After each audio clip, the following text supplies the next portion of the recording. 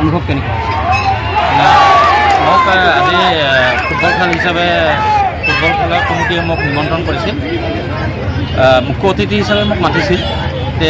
মই আজি আহি উপস্থিত হৈছোঁ।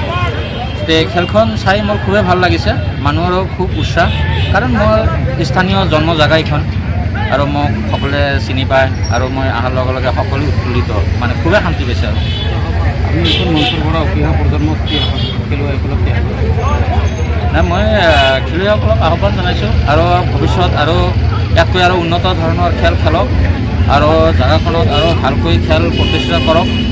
আমিও যিহেতু জন্ম জেগা, আমিও যিমান পাৰোঁ সহায় সহযোগিতা আগবঢ়াম। উদ্যোক্তাক কি ক'ব?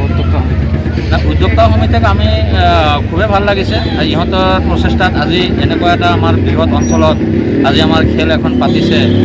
আমি ৰাইজক আহ্বান জনাইছোঁ, খালি উদ্যোক্তাসকলৰে দায়িত্ব নহয়, আমাৰো যিহেতু আমি আমাৰ ৰাইজক দায়িত্ব এটা আছে, আমিও ইহঁতৰ লগত থাকি যাতে ভালকৈ যাতে খেলখন পৰিচালনা হৈ থাকে, যাতে কোনো জেগাত কোনো বিশৃংখলা নহয়। বিশৃংখলা হ'লে আমাৰ গাঁৱৰ এটা বদনাম, আমিও হয়তো কাকো মুখ দেখাব নোৱাৰিম।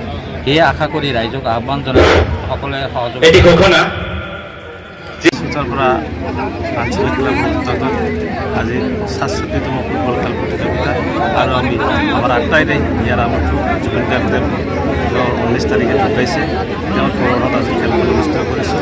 আজিৰ খেলখন আপোনাৰ ফুটবল দল বনাম দীঘলীপুৰী ফুটবল দলৰ মাজত অনুষ্ঠিত হৈছে আৰু আমাৰ এই খেলখন প্ৰত্যেক বছৰে এই খেলখনৰ আমাৰ এটা ঐতিহ্য আছে।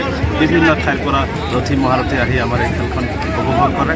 সেইকাৰণে যোৱা বিশেষকৈ এইবাৰত আমি আৰু অলপ উন্নতমানৰ খেল প্ৰদৰ্শন কৰি ৰাইজক সন্তুষ্ট কৰাৰ কাৰণে আমি চেষ্টা অব্যাহত ৰাখিম।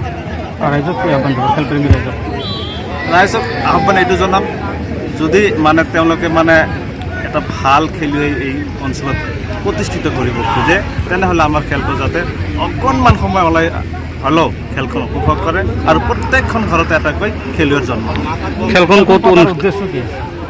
খেলৰ উদ্দেশ্য মানে আমাৰ পিতৃপুৰুষসকলে এটা উদ্দেশ্য ৰাখিছিল যে যাতে আমি মৰি গ'লেও এই অঞ্চলটোত এই ফিল্ডত যাতে এটা ভাল খেল প্ৰদৰ্শন হয়, সেই তেওঁলোকৰ যি আশীৰ্বাদ, তেওঁলোকৰ যি মানে ইচ্ছা, সেই ইচ্ছা বা সপোনক আমি বাস্তৱত মানে পৰিণত কৰাৰ কাৰণে প্ৰত্যেক বছৰে খেল অনুষ্ঠিত কৰোঁ। ঠাইখিনিৰ নাম কি? চুতাৰপাৰা।